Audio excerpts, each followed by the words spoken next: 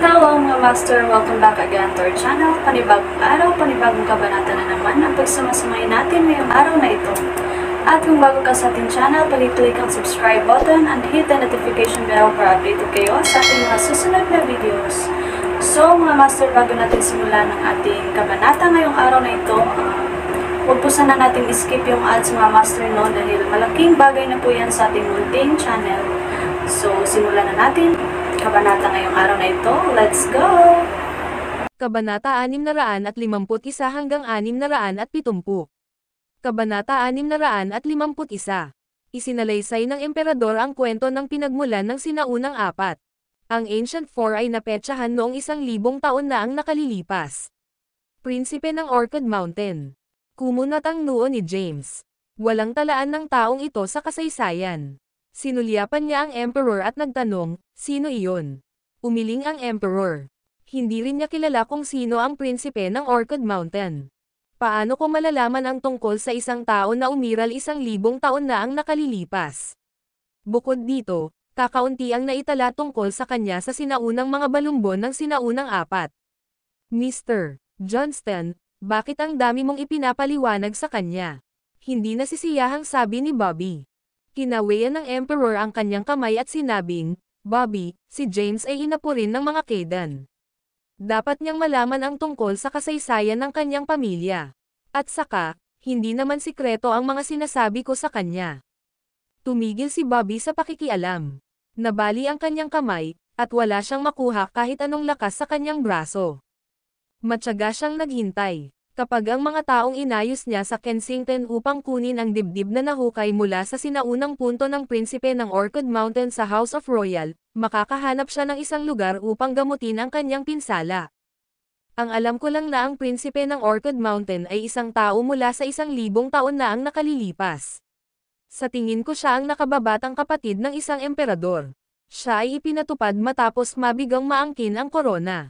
Gayunpaman, hindi siya nasiyahan. Tinipon niya ang mga kayamanan at kayamanan ng mundo.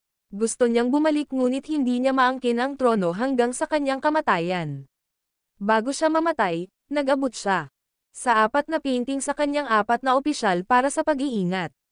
Ito ay usap-usapan na ang isang malaking sikreto ay nakatago sa loob ng 4 na mga kwadro na gawa. Tila ayaw ng prinsipe ng Orchid Mountain na pagsamasamahin ang 4 na kwadro, kaya't sinadya niyang paghiwalayin ang mga ito. Wala siyang sinabi tungkol sa paraan upang ma-unlock ang mga lihim na nakatago sa 4 na mga pintura. Noong mga nakaraang dekada na pagtanto lang ng mga tao mula sa Ancient Four na ang pangunahing bagay sa paglutas ng sikreto ay nasa isang dibdib na nakabaon, sa loob ng sinaunang punto ng prinsipe ng Orchid Mountain pagkatapos nilang dumaan sa mga sinaunang scroll ng kanilang pamilya. Kaya, ang Ancient Four ay gumugol ng 12-dosenang taon sa pagsisiyasat sa kinaroroonan ng sinaunang libingan ng prinsipe ng Orchid Mountain. Si James ay nakinig ng mabuti sa hindi masasabing mga kasaysayan ng kanyang pamilya. Ngayon, curious siya tungkol sa relasyon sa pagitan ng meridian at acupuncture diagram sa loob ng bronze chest at ng 4 na painting. Nakita na niya noon ang moonlit flowers sa cliffside's edge. Isa itong simpleng landscape painting. May mga bundok, ilog, at ilang bahay na kawayan. Maliban doon, walang espesyal tungkol dito. Nagpatuloy ang emperador sa pagsasalaysay ng kwento. Noong araw, ipinamahagi ng prinsipe ng Orchid Mountain ang kanyang kayamanan sa Ancient Four. Ang mga pamilya ay umasa sa yaman na naiwan sa kanila at namuhay ng komportable. Gayunpaman, sa modernong mga dekada, ang kayamanan ng Ancient Four ay naubos na. Nagsimula silang magnegosyo, at ngayon ay mayroon na ang bawat pamilya. Kayamanan na maihahambing sa isang bansa. Sinulyapan ni James ang emperor at nagtanong, sino ang nagbigay sa mga libingan na magnanakaw ng lokasyon ng sinaunang libingan ng prinsipe ng Orchid Mountain. Nagkibit-balikat ang emperor at nagsabi, paano ko malalaman? Kung ganoon, bakit nandoon ang nasasakupan mo para dumukot sa dibdib? Hindi mo ako basta-basta maakusahan ng isang krimen. Wala akong kinalaman dito. Anong ibig mong sabihin sa subordinate ko? May hindi pagkakaunawaan ba? Mabilis na ipinagtanggol ng emperador ang sarili. Hindi na nagtanong pa si James. Bagamat itinanggi ito ng emperador, alam ni James na inagaw ng kanyang kampan ang dibdib. Ang pangalan ng tao ay Floyd. Siya ay hindi kapani-paniwalang malakas at nagtatrabaho sa ilalim ng emperador. Nakinig ding mabuti si Cynthia sa usapan. Naintrigue siya matapos marinig ang mga kwento at hindi maiwasang magtanong, ano ang lihim na nakatago sa loob ng 4 na larawang iniwan ng prinsipe ng Orchid Mountain. Nagkibit-balikat ang emperador. Sinulyapan ni Bobby ang dalawa at walang pakialam na sinabi, wala namang pagbabago kung sasabihin ko pa sa inyong dalawa. Ang mga Kaden ay may mito na lumaganap sa loob ng 1,000 taon na nagsasabing ang paglalahad ng sikreto ng buwan na bulaklak sa gilid ng cliffside ay magpapahintulot sa isa na magkaroon ng buhay na walang hanggan. Ha! Ngumisi si James. Buhay na walang hanggan.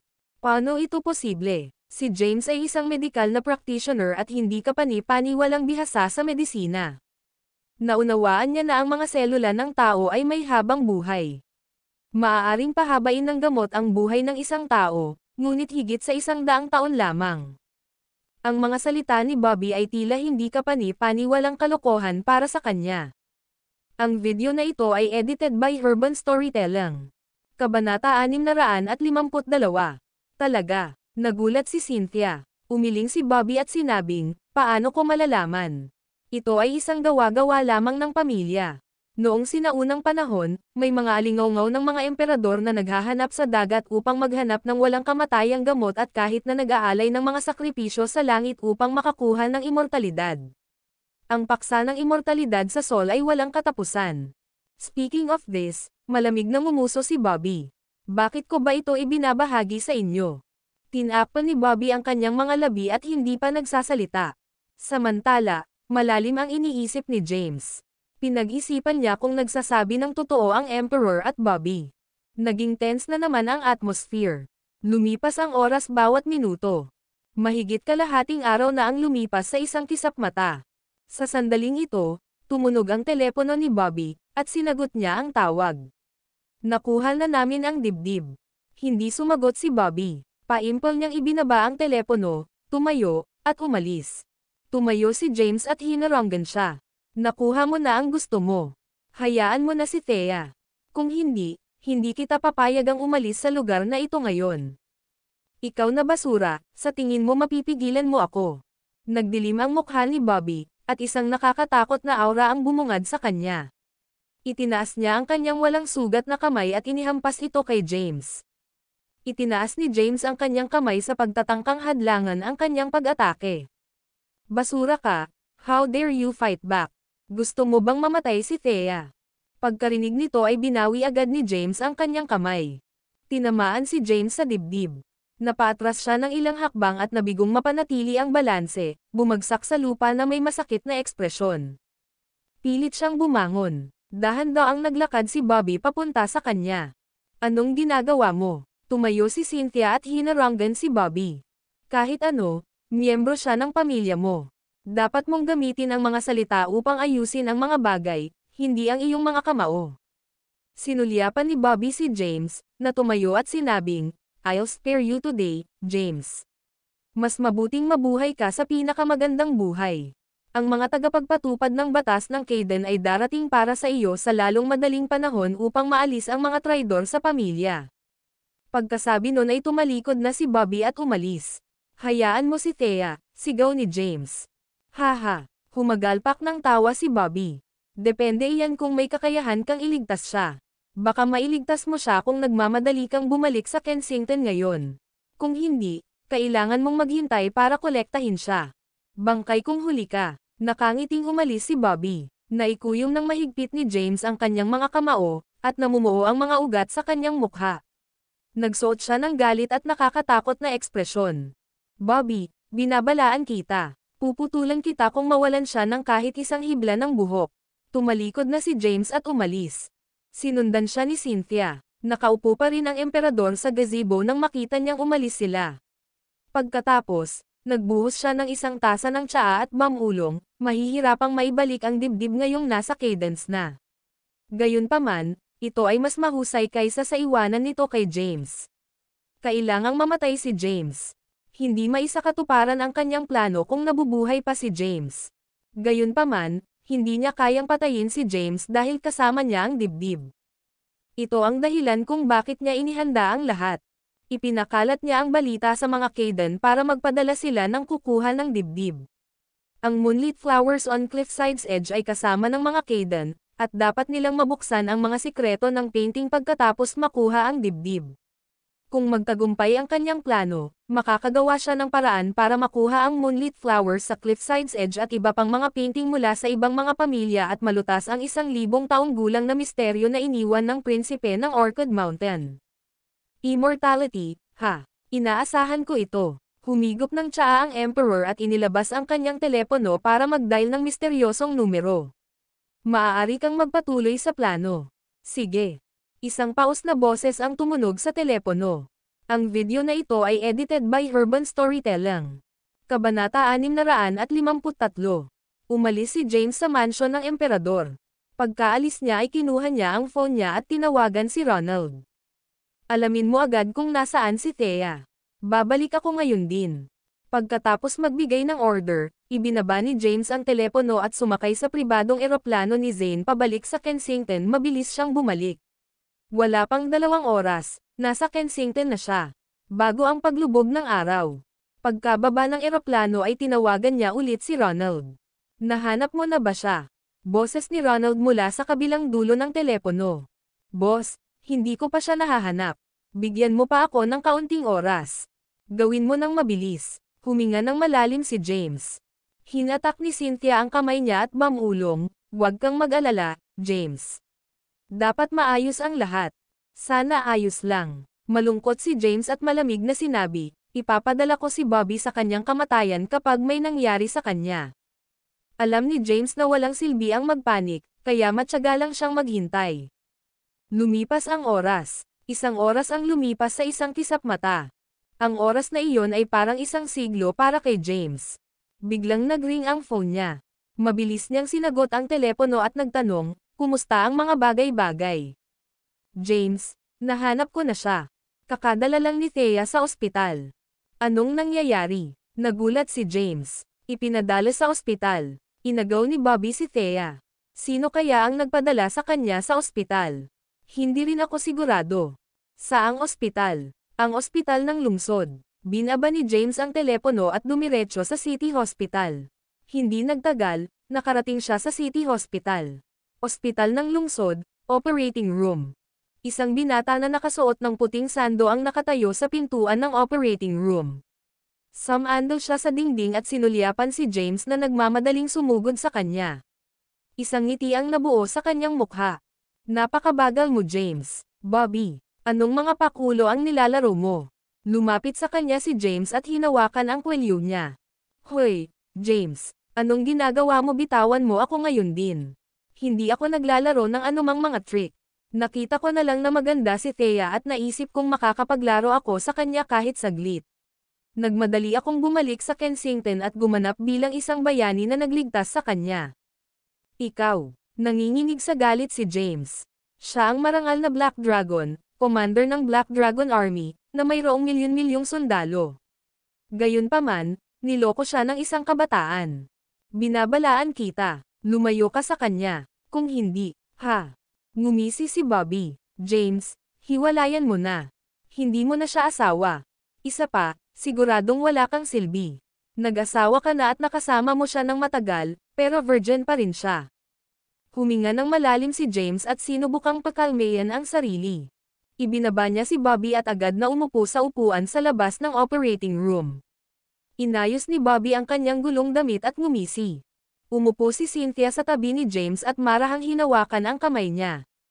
Hindi nagtagal, tinulak si Thea palabas ng operating room. Wala siyang anumang makabuluhang pinsala. May sugat lang sa mukha niya na kailangan ng simpleng operasyon. Pagkatulak pa lang niya ay tumayo si James at nag-aalalang lumapit sa kanya. "Ayos ka lang, Thea." Nang makita si James, dumilim ang mukha ni Thea, at sinabi niya, "Anong ginagawa mo rito, James? Nasaan ang gwapong binata na nagligtas sa akin?" Kinidnap si Thea, at nilaslas ang mukha. Ang video na ito ay edited by Urban Storytelling. Kabanata 654. Sa una ay nakapiring, at ang kanyang paningin ay madilim. Kahit anong sigaw niya para humingi ng tulong ay wala siyang narinig. Sa kawalan ng pag-asa at kawalan ng kakayahan, ang telang nakatikip sa kanyang mga mata ay tinanggal. Tapos, bumungad sa kanya ang isang gwapong mukha. Isang nagmamalasakit na boses ang tumunog, "Ayos lang. Dadalhin kita agad sa ospital. Nandito na ako, beauty." Lumapit si Bobby at sinabing sinulyapan niya si James, "Sino ang taong ito? Tila napakagalit niya sa akin. Nagkataon lang na nasa suburb ako at nakita ko ang mga taong palihim na nagliligpit. Iyon ay kung paano kita natagpuan at nailigtas." Salamat." Gustong bumangon ni Thea, ngunit ang sugat sa kanyang mukha ay umunat nang makagalaw siya, kaya napaiyak siya sa sakit. "Nalagyan ko na ng benda ang sugat. Huwag kang gagalaw," agad na payo ng doktor sa kanya. Huminto si Thea sa paggalaw, "Dahil ayos ka lang, aalis na ako." Tumalikod na si Bobby at aalis na sana. "Wait, gwapong binata," tawag ni Thea sa kanya. "Thea, siya ang kumidnap sa iyo," malamig na sabi ni James. "Tumahimik ka, wala akong kinalaman sa'yo, James. Hindi mo kailangang makialam sa aking mga gawain. Hindi ko alam kung sino ang kumidnap sa akin, pero alam ko kung sino ang nagligtas sa akin." Napahinto si Bobby at nakangiting sinulyapan si Thea. "Ano ito? May iba pa ba? Pwede ka bang mag-iwan ng numero ng telepono? Tatawagan kita at babayaran kita pagkatapos kong gumaling." Ito. Sumulyap si Bobby kay James at awkward na sinabi, "I would love to give it to you. Napakaganda mo, at ako ay naaakit sa iyo." Gayunpaman, ang lalaking ito ay mukhang nakakatakot.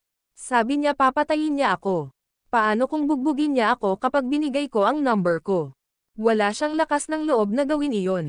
Malamig na sabi ni Thea, "James, binabalaan kita.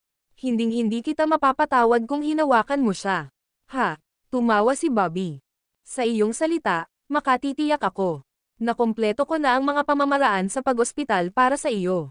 Espesyal na ward ito, at nag-aral na ako noon ng nursing. Kaya kitang alagaan ng ilang araw kung ayaw mo." Nagmamadaling sumagot si Thea na may kagalakan, "Paano kita mahihirapan?" Ang kanyang mga mata sa una ay nakapiring, at ang kanyang paningin ay madilim. Kahit anong sigaw niya para humingi ng tulong ay wala siyang narinig.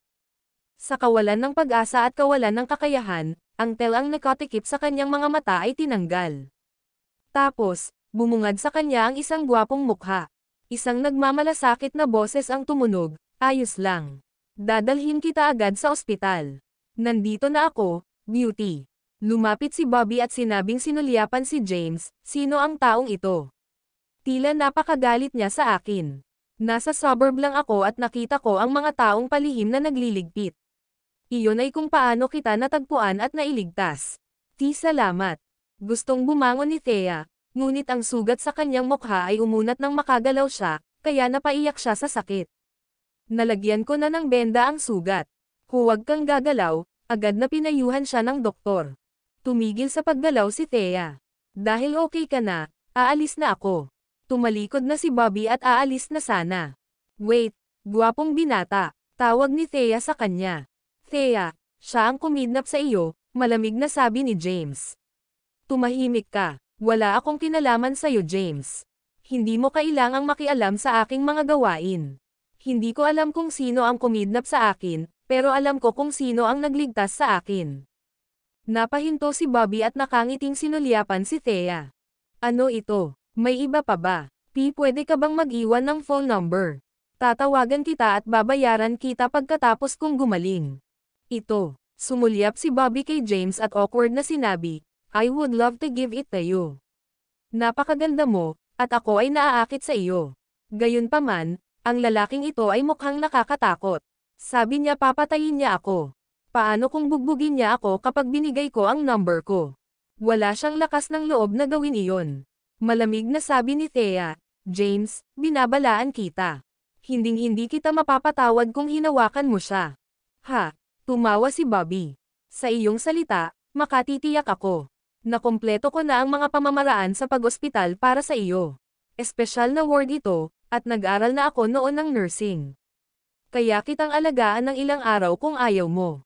Nagmamadaling sumagot si Thea na may kagalakan, "Paano kita mahihirapan?" Wala naman akong gagawin eh. Isang karangalan na pagsilbihan ang isang magandang babae na tulad mo. Eh sige, salamat. Galit na tumabi si James na may dugong mga mata. Itinulak ng doktor ang hospital bed ni Thea patungo sa ward. Napatingin si Bobby kay James at ngumisi. Bulong niya, "Huwag kang mag-alala, James. Aalagaan ko ng mabuti si Thea. Ipapaibig ko siya sa akin at kusang loob na aakyat sa aking kama. Pagkatapos, itatapon ko siya at sasabihin ko sa kanya ang totoo." Haha, tumawa si Bobby at umalis. Naikuyong ng mahigpit ni James ang kanyang mga kamao. Napansin ni Cynthia na malapit nang magmumok si James kaya mabilis niyang hinayla ang kamay nito. "James, huwag na. Masyadong makapangyarihan ang mga Kayden. Hindi makabubuti na masaktan mo sila," she dissuaded him. Huminga ng malalim si James at pinigilan ang galit. Sinundan niya sila papasok ng ward. Sa espesyal na ward, nakahiga si Thea sa kama. Umupo si Bobby sa tabi niya at sumulyap sa kanya. Bakit ka ganyan makatingin sa akin?" Namula si Thea. Nakangiting sabi ni Bobby, "I admire your beauty. Ako ay ganito. Paano ako magiging maganda pa rin?" Bahagyang napahiya si Thea. Sinundan sila ni James sa ward at nasaksihan niya ang eksena. "Naibigay ko na ang gusto mo. Ano pang ginagawa mo?" Malamig na sabi ni James. Bago pa makapagsalita si Bobby, malamig na sinabi ni Thea, "James, anong ginagawa mo dito? Lumabas ka. Ayokong makita ka." "Thea, tanga ka ba?" Galit na nagmura si James. "Ikaw." Nanginginig sa galit ang katawan ni Thea, at tinuro niya ang pinto. "Ikaw, umalis ka na dito." Pag-aalo ni Bobby, "Huwag kang magalit, beauty. Nilagyan mo lang ng benda ang sugat mo. Magiging mahirap kung magdudugo ulit." Ang video na ito ay edited by Urban Storytelling. Kabanata 655. Habang inaalo ni Bobby si Thea, nilinggan niya si James at ngumiti ng mapaglaro. Lumapit si James, naikuyom ang kamao, at inihampas ito kay Bobby.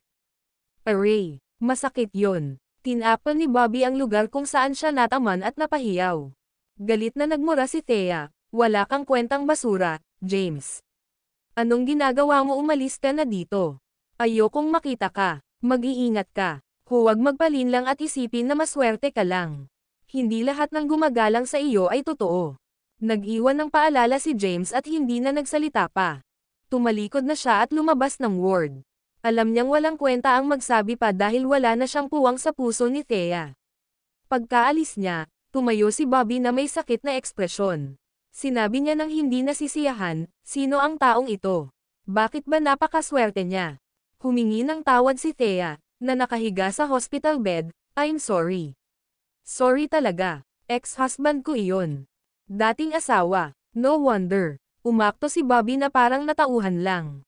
Sa labas ng ward, umupo si James sa isang upuan sa koridor at nagsindi ng sigarilyo. "James." Nang makita ang masakit na ekspresyon sa mukha ni James, nakaramdam ng simpatiya si Cynthia sa kanya. Gayunpaman, hindi niya alam kung paano siya aliwin. "Sir, bawal ang paninigarilyo dito." Lumapit ang isang nurse at pinaalalahanan siya. Tumayo si James, tumalikod, at umalis. Sinundan siya ni Cynthia. Sa labas ng ospital, sinulyapan ni James si Cynthia at sinabing, "Buong araw mo akong sinusundan. Umuwi ka na at magpahinga." "Paano ako magiging magaan kapag ganito ka, James?" Sarcastic na tumawa si James at sinabing, "Matanda na ako. Hindi mo kailangang mag-alala sa akin. Umuwi ka na, ayos lang ako." Nang matapos magsalita si James ay hindi na siya nagsalita pa at tumalikod na para umalis. Kumunat ang noo ni Cynthia. Sa pagkakataong ito, hindi na niya ito hinabol. Bumalik si James sa House of Royals. Napahiga siya sa sofa. Nagtatakbo ang isip niya sa buong lugar. Nag-aalala siya. Hindi niya alam kung anong mga pakulo ang sinusubukang laruin ni Bobby. Inilabas niya ang kanyang telepono at tinawagan si Quincy. "Quincy, nasa ospital si Thea. Pumunta ka at tingnan mo siya." Kakagaling lang ni Quincy sa trabaho at pauwi na. Matapos makatanggap ng tawag mula kay James, hindi niya maiwasang magtanong, ano bang problema? Bakit siya nasa ospital? Maikling ipinaliwanag ni James ang nangyari sa buong araw. Tanga ba si Thea? Galit na galit si Quincy. Walang magawang sagot ni James, "She's not listening to me." Bisitahin siya at hikayatin siyang maging mas maingat kay Bobby. "Sige, pupunta ako sa ospital ngayon." Binaba ni James ang telepono. Gamulong siya sa sofa at pumulot ng sigarilyo sa mesa. Habang naninigarilyo siya, lalo siyang nagalit. Kasabay nito, sa Southern Plains City, isang bus sa ibang bansa ang nagmamaneho sa isang tiwangwang na kalsada. 12-12 ng tao ang nasa bus. Ang mga taong ito ay nagmula sa iba't ibang bansa at naglalakbay sa Seoul para magbakasyon. Inaantok ang lahat habang nakikinig sa pagpapakilala ng tour guide sa susunod nilang destinasyon. Biglang sumugod sa bus ang isang grupo ng mga hindi pa nakikilalang tao at inagaw ito. Pagkatapos, itinali nila ang lahat ng mga turista. Lumipas ang gabi ng tahimik. Nakatulog si James sa sofa sa House of Royals. Kinaumagahan na nang magising siya. Gamulong siya sa sofa at bumangon. Kinusat niya ang kanyang mga mata at kinuha ang telepono sa mesa. Pagkatapos, tinignan niya ito at nakitang 8:00 na ng umaga. Inaantok pa siya kaya napahiga ulit siya sa sofa at nagpatuloy sa pagtulog. Ang video na ito ay edited by Urban Storytelling. Kabanata 656. Bago pa siya makatulog ay tumunog ang phone niya. Gamulong siya sa sofa at muling bumangon. Kinuha niya ang telepono at nakita niyang si Henry ang tumatawag sa kanya. "Anong problema, Henry?" tanong niya pagkasagot niya ng phone. "James, may nangyaring masama." Ang nag-aalalang boses ni Henry ay umalangaw-ngaw sa telepono. "Ha?" Saglit na natigilan si James. Tapos, nagmamadali siyang nagtanong, "May nangyari bang masama? Ano ba talaga ang nangyari?"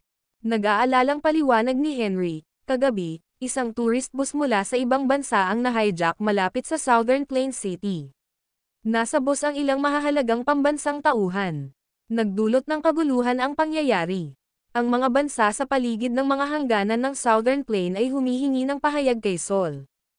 Hindi naman big deal. Kailangan lang nilang hanapin, di ba? Inaantok na ako. Matutulog pa ako saglit." Humikab si James at walang pakialam na sagot. "Wait lang James." Natagpuan nila ang mga tao, ngunit lahat sila ay mga bangkay. Ngayon ang 28 bansa na malapit sa mga hangganan ng Southern Plain ay nagpapadala ng mga tropa at parating para sa Seoul. Ayon sa pinakabagong intel, ang bawat bansa ay nagpapadala ng hindi bababa sa 100,000 sundalo, tinatayang 3 milyon ang hukbong patungo sa Mount Heaven Pass. Ito ba ay opisyal na impormasyon? Bakit naman ako magbibiro ng ganyan?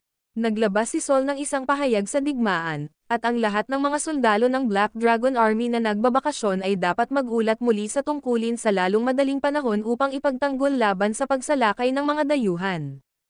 Well, so be it. Magkakaroon ng digmaan. James recollected himself and said, "Natalo na natin ang 28 bansa noon." Pagkatapos ng labanan sa Mount Thunder Pass, naubos nila ang kanilang pambansang kaban. Hindi na nila kayang bayaran ang isa pang digmaan. Ang isang napakalaking bansa tulad ni Seoul ay hindi natatakot sa gayong mga mahihina. "Binaba ko na." Binaba ni James ang telepono. Gayunpaman, hindi siya makatulog muli. Kinuha niya ang kanyang telepono at pinanood ang pinakabagong balita mula sa Southern Plains. Katulad nga ng sinabi ni Henry. Kagabi, isang tourist bus ang ninakawan malapit sa Southern Plains City of Seoul. Sa kalaunan ay natagpuan ang mga turista, ngunit wala sa kanila ang nakaligtas. Nagsama-sama ang 28 bansang alliance para humingi ng paliwanag kay Seoul. Bagamat tumugon si Seoul sa usapin at humingi ng tawad sa lalong madaling panahon, ayaw tanggapin ng 28-nation alliance ang paghingi ng tawad. Hiniling nila kay Seoul na bayaran sila ng malaking halaga ng pera. Ayaw mawalan ng pera si Seoul. Bilang resulta, ang 28 bansa ay bumuo ng isang hukbong alyansa na mabilis na umaakyat patungo sa Mount Thunder Pass sa hangganan ng Southern Plains. Nalalapit na ang digmaan. Ang bagay na ito ay nakakuha ng pansin sa buong mundo. Sinuri din ng ilang eksperto sa militar kung bakit nagpadala ng tropa ang 28-nation alliance kay Seoul. Maraming eksperto ang naniniwala na ginagamit nila ang kaso ng pag-hijack ng bus ng turista bilang isang pagkakataon upang magsimula ng digmaan.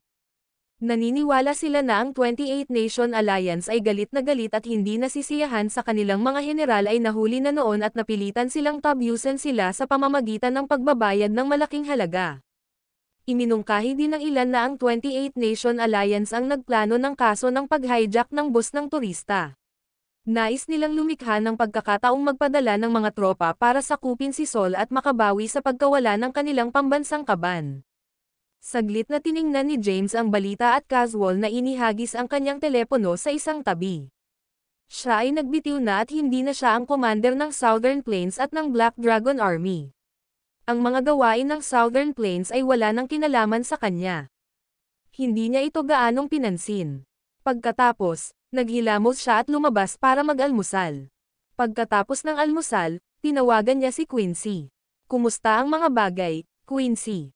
Buntong hininga. Napabuntong hininga si Quincy sa telepono at sinabing, nagbago na talaga si Thea.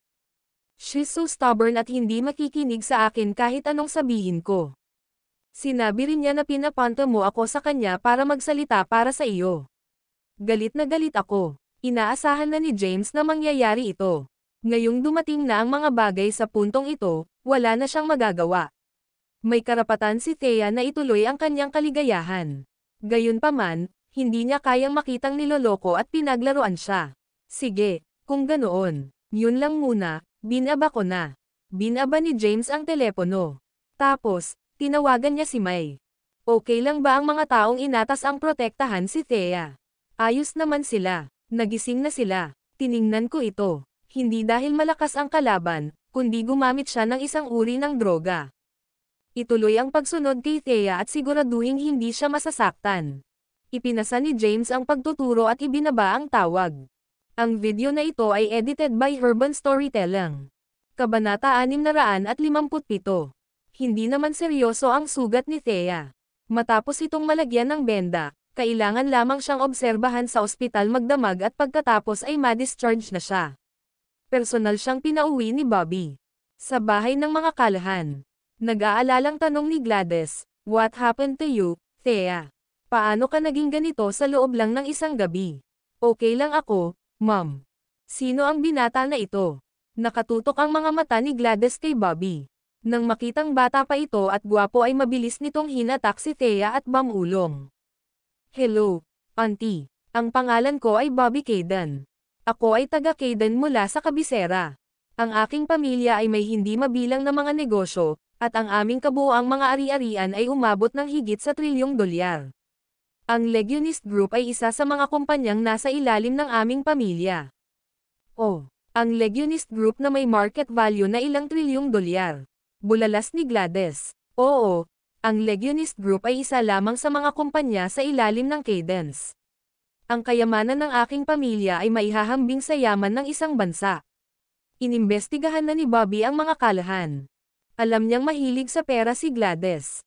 "Nakikita ko. Mangyaring umupo, Mr. Bobby. Anong ginagawa mo, Thea? Dapat kang pumunta at gumawa ng tsaa para sa kanya." "Sige." Nagmamadaling umalis si Thea para gumawa ng tsaa. Masiglang bati ni Gladys kay Bobby. Mahinahong sinagot ni Bobby ang lahat ng kanyang mga katanungan. "Mr. Bobby, uminom ka ng tsaa.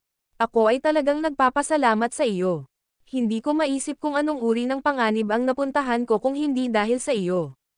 Kinawayan ni Bobby ang kanyang kamay at sinabing, "Okay lang. Ginawa ko ang dapat kong gawin. Nga pala, Thea, bukas ay ang iyong ika-28 kaarawan. Saan mo gaganapin ang birthday party mo?" Tanong ni Gladys. "Hindi ko pa naiisip. Simpleng party lang ang plano ko. Hindi mangyayari iyon. Paano ka magkakaroon ng simpleng party? Kailangan nating magkaroon ng high-profile party sa pagkakataong ito. Gumastos ng hindi bababa sa 10 milyon para idaos ang party. Iimbitahan namin ang lahat ng mga bigwig ng Kensington. Birthday mo ba bukas, Ms. Thea?" Kunwaring nagulat si Bobby. "Oo." Tumango si Thea. Nakangiting sabi ni Bobby, "Tama si tita. Dapat itong maging high profile. Kailangan mong magdaos ng isang kaakit-akit na partido para ipaalam sa lahat na ikaw ay 28 na." "Tama." Ngumiti si Gladys, "Mabuti." Walang magawang tumango si Thea. Hinayla ni Gladys si Thea at sinabing, "Thea, Punta tayo sa villa ng mga kalahan at i-announce ang birthday party sa iba. Nagsimula ng magplano si Gladys para sa kaarawan ni Thea. Bumalik si James sa House of Royals. Napahiga siya sa sofa at hindi alam ang gagawin. Dati si Thea ang lahat sa kanya. Ngayong nawala siya sa kanya, alam niyang wala na siyang magawa at araw-araw ay nalulungkot siya. Ding dong. Tumunog ang doorbell. Bumaba si James sa sofa, binuksan ang LCD telebisyon, at nakita ang eksena sa gate sa pamamagitan ng footage ng surveillance camera. Isang kulot na buhok na redhead na nakasuot ng pulang damit at nakatayo sa harap ng House of Royals. Bakit siya nandito? Kumunat ang noo ni James. James, buksan mo ang pinto. Alam kong nasa loob ka. Ding ding ding, boses ni Quincy. Pinindot ni James ang remote control. Bumukas ang gate ng House of Royals. Pumasok si Quincy sa loob. Ang video na ito ay edited by Urban Storytelling.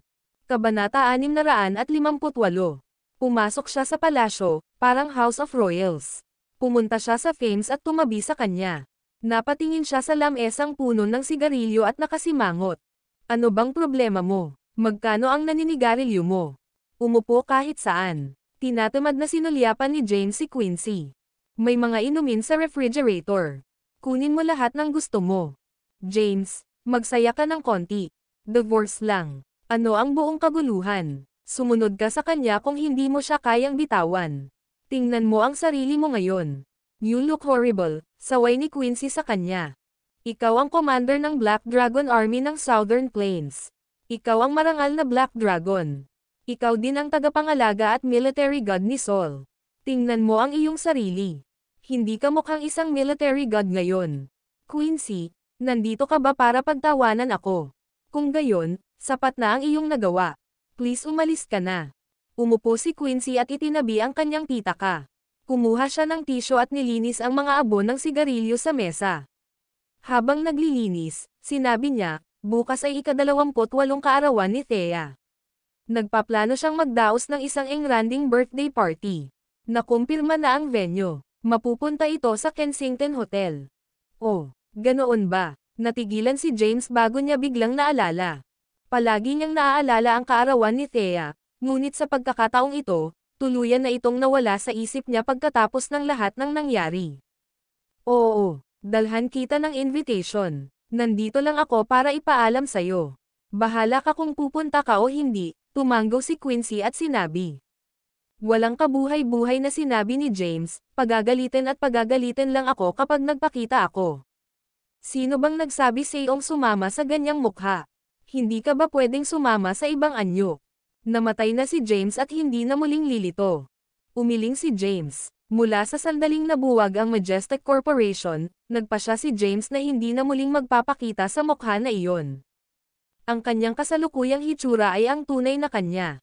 Ito ay kung ano siya ngayon. Bakit kailangang magsuot ng maskara? Nga pala, narinig mo na ba ang tungkol sa Southern Plains? Biglang naalala ni Quincy at nagtanong. Tumanggo si James. Oo. Narinig ko na ang tungkol dito. Ito ay normal. Ang Saul ay nagkaroon ng hindi mabilang na mga salungatan sa digmaan sa mga maliliit na county sa mga hangganan sa nakalipas na 10 taon. Sa pagkakataong ito, ang 28 bansa ay nagkakaroon na naman ng maliit na salungatan. Hindi magkakaroon ng malakihang labanan. Pagkatapos linisin ni Quincy ang mesa ay umupo na siya. Wala ka ba talagang balak na dumalo sa birthday ni Thea? Susuko ka na lang ng ganon-ganon lang. Ano pa bang magagawa ko? Makabubuti bang patuloy na makisali sa kanya? Mahinahong sabi ni James. Hindi lang kita maintindihan. Alam mo na gusto niya ang Black Dragon, at ikaw ang Black Dragon. Gayunpaman, gumamit ka ng walang kwentang pagkakakilanlan para magpakasal sa mga kalahan. Walang magawang sabi ni James, noong una, gusto ko lang siyang gantihan sa pagliligtas niya sa buhay ko. Plano kong protektahan siya sa buong buhay ko. Sa proseso, kinailangan kong gumamit ng ibang pagkakakilanlan para makipag-ugnayan sa kanya dahil sa ilang bagay na nangyari. Maraming nangyari, at maraming tao ang gustong mamatay ako. Nais kong lutisin ang lahat bago sabihin sa kanya ang totoo at magkaroon ng isang engranding kasal sa kanya. Gayunpaman, hindi dumating ang araw na iyon. Napabuntong hininga si Quincy. Then, what do you plan to do in the future? Marahang umiling si James. Wala siyang plano para sa hinaharap. Matapos mawala si Thea, parang nawalan siya ng saysay sa buhay. Nasa sanggang daan siya at hindi alam kung saang direksyon siya pupunta. Isa-isang hakbang ang gagawin ko. Kailangang ipagpatuloy ang buhay. Matapos maayos ang kaguluhang ito at ma-reshuffle ang kapangyarihan sa loob ng kabisera, sa wakas ay magiging ligtas at mapayapa ang bansa. Wala nang mga traidor na maninira sa bansa. Kapag natapos na ang lahat, gusto kong maglibot sa mundo. Gusto talaga ni James na magretiro at huwag nang makialam sa mga bagay-bagay. Gayunpaman, hindi niya ito magawa. Bagamat tila mapayapa si Sol, namumuo ang gulo sa politika ng kabisera. Ang video na ito ay edited by Urban Storytelling. Kabanata 659. Pinuntahan ni Quincy si James dahil gusto niya itong makita. Ang akala niya ay malakas si James at ang gayong walang kwentang bagay ay matatapos sa isang simoy, sa hindi inaasahang pagkakataon, mas marupok si James kaysa sa inaakala niya. Nasabi ko na sa iyo ang tungkol dito. Kung pupunta ka, nasa iyo. Babalik ako sa kumpanya. Tawagan mo ako kung may kailangan ka. Nag-iwan ng ilang salita si Quincy, kinuha ang kanyang pitaka, at umalis. Umupo si James sa sofa at nagsindi ng panibagong sigarilyo. Hindi siya lumabas ng buong araw. Wala siyang motibasyon sa buhay at nanatili lang sa House of Royals. Hindi man lang siya lumabas para kumain bagkus umorder lang siya ng takeout. Ang balita ng ika-28 birthday party ni Thea ay kumalat sa buong Kensington. Maraming tao ang nagtalakay sa kanyang birthday party. Mapayapa ang Kensington. Gayunpaman, ang mga hangganan ng Southern Plains ay nahaharap sa isang matinding digmaan. Ang 28 Nation Alliance ay hindi naglalako. Sineseryoso nila ang digmaan. Sa sandaling nagtipon-tipon ang mga tropa mula sa 28 bansa, naglunsad sila ng koordinadong pag-atake sa Southern Plains City. Ang Black Dragon Army sa Southern Plains ay napilitang umatras ng 300 kilometro sa ilalim ng pag-atake ng isang hukbo ng 3 milyong sundalo. Sa gabi, isang mensahe ang kumalat sa buong bansa. Pinakabagong balita. Pinakabagong balita. Ang Black Dragon Army ay natalo na. Ang Southern Plains City ay bumagsak, at ang Black Dragon Army ay umatras ng 300 milya. Mataas ang moral ng 28 Nation Alliance, at agad nilang nasakop ang Southern Plains City. Ang mga tao sa Southern Plains ay napilitang lumikas. Pinakabagong balita, ang Black Dragon Army ay nagdusa ng 30,000 casualty sa digmaan sa Southern Plains. Ang mga update sa digmaan na nangyayari sa Southern Plains ay kumalat sa buong bansa. Pumasok si Sol sa isang emergency state. Ang mga tropa mula sa buong bansa ay ipinadala sa Southern Plains upang suportahan ang Black Dragon Army. Itim na dragon, mangyaring lumabas upang iligtas kami. Mangyaring bumalik, commander ng Black Dragon Army. Kailangan naming baguhin mo ang sitwasyon. Sa internet, hindi mabilang na mga sibilyan ang nakiusap para sa Black Dragon, ang dating commander ng Southern Plains, na lumabas mula sa pagre-retiro. Samantala, mahimbing na natutulog si James sa House of Royals. Sa pag-aalalang maistorbo, pinatay niya ang kanyang telepono. Buong gabi ay tumatawag si Henry sa kanya ngunit hindi siya maabot. Sa isang ward sa ospital ng militar, ang Blythe King ay personal na dumating upang makita si Henry. General Black Shadow, ang sitwasyon sa mga hangganan ay kakilakilabot. Kung wala ang Black Dragon, hindi natin mapapalaki ang moral ng hukbo. Ang Blythe King ay nag-aalalang ekspresyon. Walang magawang tumingin sa kanya si Henry at sumagot, buong gabi kung sinubukang tawagan si James, ngunit naka-off ang kanyang telepono. Hindi ko talaga siya maabot. Si James ay hindi na bahagi ng hukbo, kaya wala siyang awtoridad na sumali sa larangan ng digmaan. Wala pang opisyal na dokumento mula sa mga nakatataas ang inilabas para makabalik siya sa hukbo. Ano ang mga dahilan natin para hilingin sa kanya na sumali sa larangan ng digmaan?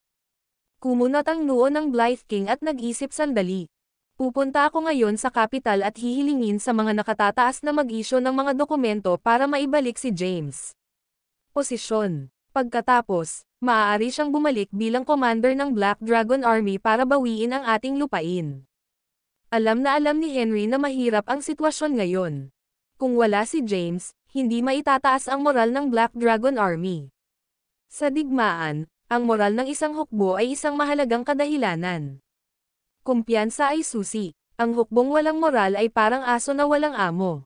Ang Blythe King ay hindi nagtagal sa ospital ng militar at mabilis na sumakay ng pribadong eroplano patungo sa kabisera. Ang gabing ito ay nakatadhana na maging gabing walang tulog para sa marami. Ang 28 Nation Alliance ay naglunsad ng pag-atake sa Southern Plains. Ang Black Dragon Army ay natalo, at ang Southern Plains City ay bumagsak. Hindi mabilang na kalalakihan ng Sol ang naapektuhan ng mga pinakabagong update at sumali sa mga talakayan, na humihiling na bumalik ang Black Dragon sa hukbo. Military God, kailangan ka ni Sol. Mangyaring bumalik sa hukbo. Sol, paki-restore ang posisyon ng Black Dragon. Nagpatuloy ang mga boses ng publiko. Samantala, sa kabisera, kataas-taasang konseho, maraming mga kilalang tao ang naruroon.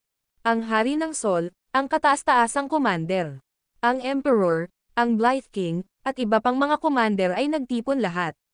Sa komperensya, malakas na sinabi ng Blythe King, hinihiling ko ang pagpapanumbalik ng posisyon ni James bilang commander ng Black Dragon Army. Ang Black Dragon ay isang piling hukbo, isang tulad ng isang mabangis na leon. Gayunpaman, ang Black Dragon ay ang backbone ng Black Dragon Army. Kung wala ang kanilang commander, ang Black Dragon Army ay parang leon na walang ngipin.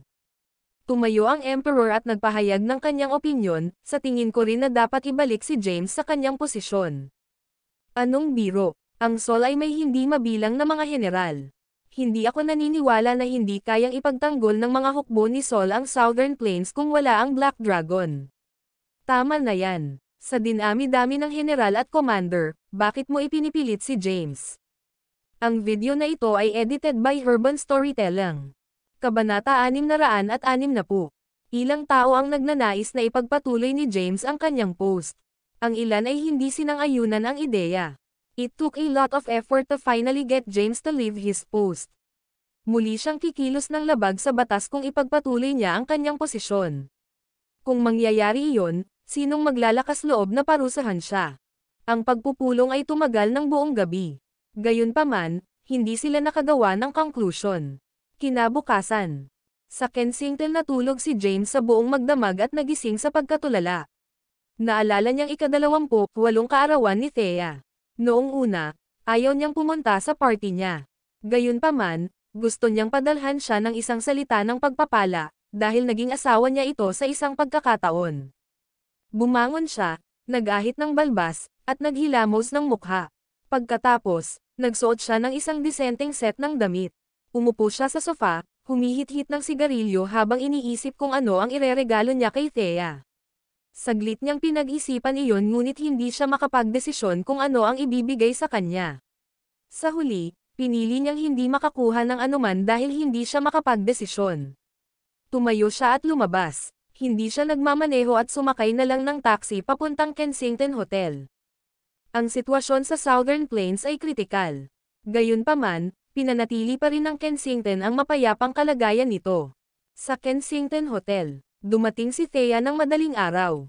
Tumayo ang mga kalahan sa pasukan upang salubungin ang mga bigwig mula sa buong Kensington. Bawat isa sa kanila ay puno ng lakas. Isang taxi ang huminto sa gilid ng kalsada. Inabutan ni James ang driver ng $100 na bill at lumabas ng sasakyan. Nakasuot siya ng black suit with matching black leather shoes. Hindi ba James yon? Nang makalapit na si James ay parang disdain ang boses ni Tommy. Di ba hiwalayan mo na si Thea? Anong ginagawa mo dito? May problema ba? Bawal ba akong sumama? Lumapit si Megan na naka-reveal na damit. Nakita niya si James sa pintuan at ngumiti. Siyempre, pinayagan kang sumama. Gayunpaman, kailangan mo ng imbitasyon kung gusto mong pumasok sa hotel ngayon. Mayroon ka bang imbitasyon mula sa mga kalahan? Hindi. Walang imbitasyon si James. Gusto lang niyang magbigay ng isang word of blessing dahil minsan na siyang ikinasal kay Thea. Ayaw mo. Then, get lost, sigaw ni Tommy. Biglang nag-walk out si Gladys. Anong ginagawa mo, Tommy? Lahat ay panauhin ngayon. Paano mo nagawang? Lumapit siya at nakita niyang si James iyon. Agad na nasira ang kanyang masayang mood. Ito ang basura, James. Hindi ka pinadalhan ng invitation ni Thea, So anong ginagawa mo dito? Hinamak ng mga kalahan si James. Gusto nilang sipin siya palabas. Inimbitahan ko siya at kasama ko siya ngayong gabi. Isang boses ang tumunog. Narinig ni James ang boses at nilingan ito. Lumapit sa kanya ang isang dalagang nasa 20s, na nakasuot ng puting gown at mukhang marangal na ginang. Si Cynthia pala. Lumapit si Cynthia kay James at ikanawit ang braso nito sa kanya. Ngumiti siya ng husto at matamis na sinabi, James. MS. Don, pumasok ka na. Agad na nagbago ang ekspresyon ni Gladys sa isang matangkad na ngiti matapos makita sina Zane at Cynthia. Sagot ni Cynthia, paumanhin kay James. Kung hindi, hindi ako pumapasok. Ano? Nahihiya si Gladys. Paano kaya siya hihingi ng tawad sa isang basurang tulad ni James? Imposible naman. Sa pag-iisip tungkol sa pagkakakilanlan ni Zane at Cynthia at sa kanila nang galing ang 10 bilyong dolyar ni Thea, mabilis siyang humingi ng tawad. I'm sorry, James. Huminga ng malalim si James. Sanay na siya at hindi niya ito isinasa puso. Hinawakan ni Cynthia ang braso ni James at pumasok sa Kensington Hotel. Ang video na ito ay edited by Urban Storytelling. Kabanata 661. Sa foyer ng hotel, maraming malalaking kuha ng Kensington ang nagtipon. Ang ilan ay mula sa mundo ng korporasyon, habang ang iba ay nagmula sa mga politikal na bilog. Nandito ang huli para sa Black Dragon. Kumalat na parang apoy ang balita tungkol sa relasyon ng Black Dragon kay Thea. Sinasabi nila na hiniwalayan ni Thea ang kanyang asawa para makasama ang Black Dragon, isa sa dating 5 commander-in-chief. Kahit na siya ay nagbitiw sa kanyang pwesto, nararapat siyang makilala. Nakasuot ng low-cut dress si Thea. Nakatali ang mahaba niyang buhok, at nakatakip ang mga benda sa mukha niya. Magkagayunman, hindi ito nagkaroon ng kahit katiting na epekto sa kanyang kakaibang karisma at kilos. Binabati niya ang kanyang mga bisita. Samantala, si Bobby ang nag-escort sa kanya sa buong oras. Kasabay ni James si Cynthia ay lumapit kay Thea. Nakita sila ni Thea na papalapit sa malayo. Nang makita kung gaano ka-intimate si James sa ibang babae, saglit siyang natigilan. Tapos, ngumiti siya at binati, Cynthia, andito ka na pala. Ma'am, marahang tumango si Cynthia. Si Cynthia ay miyembro ng pamilya Don. Siya ay isang malaking pagbaril. Kaya naman, siya ay isang taong gustong paboran ni Thea at ng mga kalahan. Matangkad na ngiti si Thea kahit nandoon si James. Bati niya kay Cynthia. Gayunpaman, hindi niya pinansin si James na para bang hindi siya nakikita. James. Isang boses ang dumating. Lumingon si James kung saan ito nanggaling. Lumapit sa kanya si Quincy na nakasuot ng pulang damit. Nakangiting tumingin sa kanya, sinabi niya, akala ko hindi ka nasasama. Nagbiro si James, pumunta ako dito para sa libreng pagkain. Thea. Pagkatapos batiin si James, lumingon si Quincy kay Thea. Ma'am. Tumango si Thea. Hinayla ni Quincy si James at sinabing, dito tayo maupo. Kumalas si Cynthia sa pagkakahawak at binigyan ng konting tulak si James. Sige na. Sinundan ni James si Quincy sa isang sofa sa di kalayuan. Pagkaupo ni James sa sofa, naglabas siya ng sigarilyo at sinindihan. Si Quincy, na nakaupo sa tapat niya, ay tumitig sa kanya at nanunokso, you look rather handsome in a suit. May pagkalalaki ang pakiramdam nito. Dapat bulag si Thea. Talaga, bahagyang ngumiti si James. Hindi niya pinaniwalaan ang kanyang sarili na isang gwapong lalaki. Seryoso ako, sabi ni Quincy na may diretsong mukha. Sige, kung ganoon. Pinutol ni James ang usapan. Bagamat nakaupo siya sa tapat ni Quincy ay panay ang tingin niya kay Thea na nakatayo sa di kalayuan. Nang makita ito, hindi maiwasan ni Quincy na malungkot. Bilang sila. Ang sabi, magkakaroon lamang ng pagkakataon na nakawin ang puso ng isang tao kapag siya ay naligo at nabugbog. Gayunpaman, pakiramdam niya ay hindi siya makapasok sa puso ni James kahit anong gawin niya. Iyon ay dahil may isang tao lamang sa kanyang puso, sa simula. Wala nang puwang para sa iba. Parami ng parami ang dumating. Pumunta si Quincy para batiin ang ilan sa mga taong kakilala niya. Si James naman ay nakaupo sa sofa sa rest area at naglaro ng Plants vs. Zombies sa phone niya.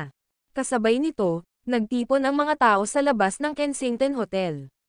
Sila ay mga ordinaryong mamamayan na may hawak na mga banner na may mga salitang nakasulat sa itaas. Nandito ba si Thea Callahan? Nagsalita sila. Pagkarinig nito ay nagmamadaling lumabas si Thea. Nakatayo sa harap ng karamihan, tinanong niya, ano ang nangyayari? Thea, nasaan ang Black Dragon? May emergency sa hangganan ng Southern Plains. Nandito kami para hilingin na bumalik siya sa larangan ng digmaan. Ito ay isang pahayag na isinulat sa dugo ng 10,000 lalaki. Nakikiusap kami sa Black Dragon na umalis sa pagre-retiro at bumalik sa larangan ng digmaan. Tiningnan ni Thea ang mga banner kung saan nakasulat ang mga pangalan sa dugo at nakasimangot. Paano ko malalaman kung nasaan ang Black Dragon? Thea Callahan, hindi lang sa iyo ang Black Dragon.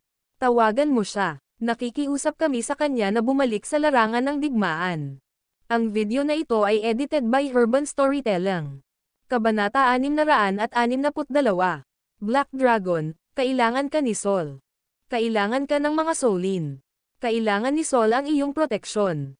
Sabay-sabay na umalangaw-ngaw ang mga boses nila. Kahit na mayroong maraming espesyal na unit ng pulisya na nagpapanatili ng kaayusan, hindi nila napigilan ang karamihan sa paghiling sa Black Dragon na bumalik sa larangan ng digmaan. Nakatawag pansin ng marami ang kaguluhan sa labas.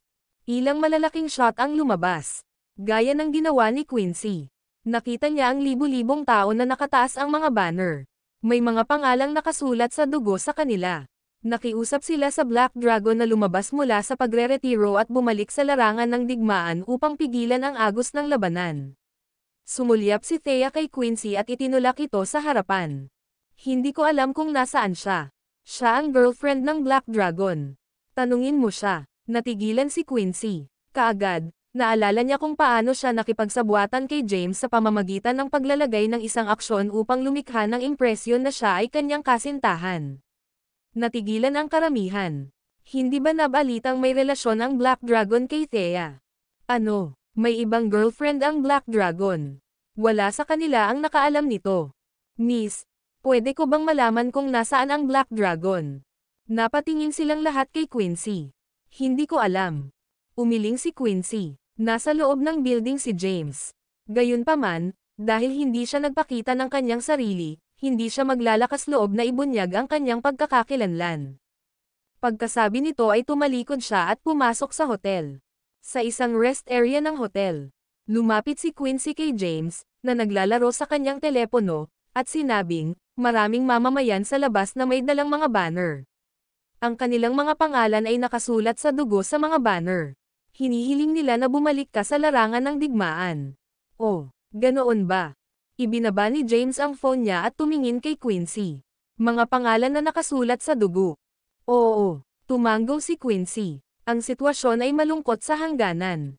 Ang Southern Plains City ay bumagsak kagabi. Ang hukbo ng Black Dragon ay nagdusa ng maraming casualty at umatras ng 300 kilometro sa loob ng bansa. Seryoso yan. Nagulat si James. In-off niya ang phone niya at natulog kagabi. Wala siyang kaalam-alam sa mga nangyayari. Bagamat maraming missed calls mula kay Henry pagkatapos niyang buksan ang kanyang telepono sa umaga, hindi niya ito pinansin. Agad siyang nagtap sa isang browser. Mayroong nakatutok na pahina sa hangganan ng Southern Plains sa tuktok ng browser. Sa loob nito, mayroong pinakabagong balita sa sitwasyon sa larangan ng digmaan. Mayroong kahit isang pahina ng donasyon na nagpopondo sa pagsisikap sa digmaan. Ang kabuuang halaga ay umabot na sa daan-daang bilyon. Sa pag-scroll sa pinakabagong mga pag-unlad ng digmaan, nagdilim ang mukha ni James. Ang hukbo ng Black Dragon ay dumanas ng isang mapang wasak na pagkatalo. Ito ang una sa loob ng isang dekada. Huminga siya ng malalim. Huwag kang mag-alala. Ang hukbo ng Black Dragon ay hindi lamang ang puwersa na magagamit sa Empire of Sol. Nariyan pa rin ang Blythe Army, ang Red Flame Army, at iba pa. Ang mga puwersa mula sa lahat ng rehiyon ng militar ay nagtitipon upang palakasin ang Southern Plains habang nagsasalita tayo. Ang 28 bansa ay hindi banta sa atin. Ang Southern Plains at ang Black Dragon Army lang ang nasa isip ni James. Gayunpaman, hindi na siya ang Black Dragon o ang Commander-in-Chief ng Black Dragon Army. Walang silbi ang pag-aalala. Naniniwala siya na magpapadala si Sol ng mga mahuhusay na heneral sa larangan ng digmaan upang ibalik ang takbo ng digmaan. Magiging maayos ba ang lahat? Nababalisa, nagtanong si Quincy, makikipaglaban ba ang 28 bansa mula sa Southern Plains hanggang sa kabila ng mga hangganan ng bansa? Imposible, umiling si James. Nag-o-overthink ka sa mga bagay-bagay. Ang kapangyarihang militar ni Sol ay walang kapantay sa mundo. Ang 28 bansa ay maliliit lamang, walang nakatirang mga bansa. Pagsamasamahin man nila ang kanilang puwersa, hindi sila kalaban sa atin. Ito ay, higit sa lahat, isang armadong pakikipag-ugnayan sa hangganan. Malayo ito sa pagiging malakihang operasyon. Kung gagawin ni Sol ang lahat, ang 28 bansa ay mapapawi sa mapa. Bilang dating Commander-in-Chief, alam na alam ni James ang kapangyarihang militar ni Sol. Kung hindi dahil sa katotohanang ipinagbabawal ng mga internasyonal na kasunduan ang paggamit ng mga sandata ng malawakang pagsira, walang paraan ang 28 bansa na maglakas loob na salakayin si Sol. Nang marinig ito, gumaan ang loob ni Quincy. Libu-libong mamamayan ang lumuhad sa labas. Naniniwala silang narito ang Black Dragon sa Kensington Hotel. Iyon ay dahil alam nilang may espesyal siyang relasyon kay Thea. Walang paraan na wala siya dito sa birthday banquet ni Thea. Gayunpaman, hindi talaga alam ni Thea kung nasaan ang Black Dragon. Wala siyang ibang pagpipilian. Bumangon ka na. Ang Black Dragon ay wala dito. Hindi ko alam kung nasaan siya, naiinis na sabi ni Thea. Ang video na ito ay edited by Urban Storytelling. Kabanata 663. Maraming reporter ang nagtipon sa labas ng Kensington Hotel. Na-broadcast ng live ang eksena. Naghiwa-hiwalay lamang ang mga tao matapos muling sabihin ni Thea na wala ang Black Dragon at hindi niya alam kung nasaan siya. Bumalik si Thea at ang iba sa Kensington Hotel. Parami ng parami ang mga bisita. Hindi nagtagal, daan-daang bisita ang nagtipon sa foyer. Ang mga malalaking shot mula sa Kensington ay lahat ay nagpakita ng kanilang mga espesyal na inihandang regalo. Gayunpaman, sila ay mga ordinaryong big shot lamang. Ang mga tunay na makapangyarihan at maimpluwensyang tao mula sa Five Provinces Business Alliance o Infinity Commerce ay hindi inimbitahang dumalo. Pagkatapos ng lahat, mayroon silang masamang dugo sa mga kalahan. Ito ay magiging hindi nararapat para sa kanila na dumating. Nagbibigay ng isang kumikinang ng ngiti, tinanggap ni Gladys ang mga regalo sa ngalan ni Thea. Si Lex, na nakasuot ng pulang suit, ay nakikipag-usap sa ilang malalaking shot habang nakasandal sa kanyang tungkod sa hindi kalayuan. Tinatalakay nila ang pagbuo ng Eternality Group. Si Lex, sa wakas, ay naniniwala na ang mga kalahan ay isa na ngayong maimpluwensyang pamilya, isa sa mga pangunahing haligi ng Kensington. Ang lahat ng ito ay dahil kay Thea. Hawak ang isang mic sa kanyang kamay, sinabi niya, "Quiet down, please. Gusto kong magsalita." Natahimik ang karamihan. Lahat ay napako ang tingin kay Lex. Ang natitirang mga kalahan sa tabi ni Lex ay naliligo sa paghanga ng karamihan. Tiningnan ni Lex ang karamihan at sinabing, "Matanda na ako. Oras na para magretiro ako. Gusto kong opisyal na ipahayag na si Thea Callahan ang magiging bagong pinuno ng sambahayan." Sa ilalim ng kanyang patnubay, naniniwala ako na ang mga kalahan ay maaabot ang mas mataas na antas. Pumalakpak, pumalakpak, pumalakpak, nagpalakpakan ang mga tao. Inabot ni Lex ang mic kay Thea. "Iyo ang sahig." Kinuha ang mic, nakangiting sinabi ni Thea, "Salamat sa paglalaan ng oras sa iyong abalang schedule para pumunta sa aking birthday banquet. Ako ay lubos na pinangalanan." Napayuko siya ng malalim. Tahimik na pinagmamasdan siya ni James mula sa malayo. Sina Cynthia at Quincy ay nasa tabi niya, umupo sila at sinamahan siya dahil nag-aalala sila na baka magalit si James pagkatapos ng hiwalayan ni Thea. Nandito lang si James para ibigay ang wish niya kay Thea. Tumayo siya at tinungo ang direksyon ni Thea. Nang makita si James na naglalakad palapit sa kanila, nagdilim ang mukha ng mga kalahan. Hindi ba siya si James, ang manugang ng mga kalahan? Di ba hiniwalayan na niya si Thea? Bakit siya nandito? Hindi ko alam. Nagbulungan ang karamihan. Sa ilalim ng tingin ng mga tao, naglakad si James papunta kay Thea. Nawala ang ngiti sa mukha ni Thea. Malamig niyang sabi, "Bakit ka nandito? Magwala. Ayokong makita ka." Samantala, tiningnan ni Bobby si James na may pilyong ngisi. Hiwalayan ka na ni Thea. Bakit mo pa siya ginugulo? Tumingin si James kay Bobby at ngumisi. Tapos, humarap siya kay Thea. Nandito ako para batiin ka ng maligayang kaarawan. Hindi na kailangan yan. Ang lamig ng ekspresyon niya. Kahit si Quincy ay hindi na nakayanan ang pagiging aloof niya. Humakbang siya at malamig na sinabi, ano bang nangyayari sa iyo, Thea? Nakalimutan mo na ba si James ang nagbigay sa iyo ng $1 billion? Kung wala siya, nasaan na ngayon ang mga kalahan? Quincy, walang kinalaman sa iyo ang mga gawain ng mga kalahan, panunumbat ni Gladys sa kanya. Si Zane Don ang nagbigay ng pera kay James bilang pasasalamat sa pagligtas sa kanyang anak. Ang mga kalahan ang naging posible nito. Kung hindi siya nagpakasal sa mga kalahan, hindi niya maliligtas si Cynthia. Lahat ay ibinigay sa kanya sa amin.